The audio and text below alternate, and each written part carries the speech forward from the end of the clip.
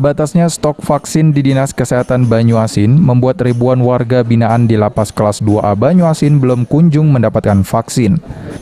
Kepala Lapas Kelas 2A Banyuasin mengungkapkan, PK terus berkoordinasi dengan pihak Dinas Kesehatan Banyuasin selaku otoritas pemegang vaksin.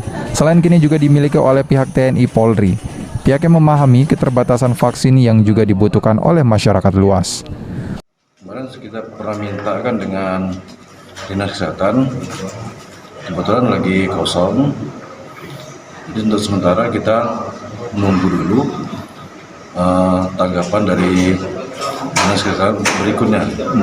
Ada berapa banyak Pak kita warga binaan yang ada di lapas? Untuk divaksin 1.000 kemarin.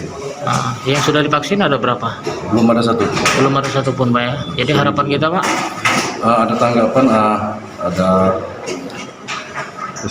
bantuan dari pemerintah, misalnya dari Dinkes, karena vaksin ini kan nggak mungkin di Lapas mengadakan sendiri.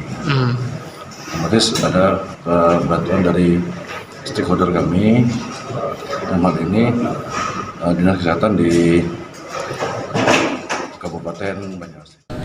Untuk mengurangi resiko penularan COVID-19 di dalam lapas, sesuai petunjuk Kementerian Kemenkumham melalui Kanwil Kemenkumham Sumsel, Lapas Kelas 2A tidak memberikan layanan besuk bagi keluarga.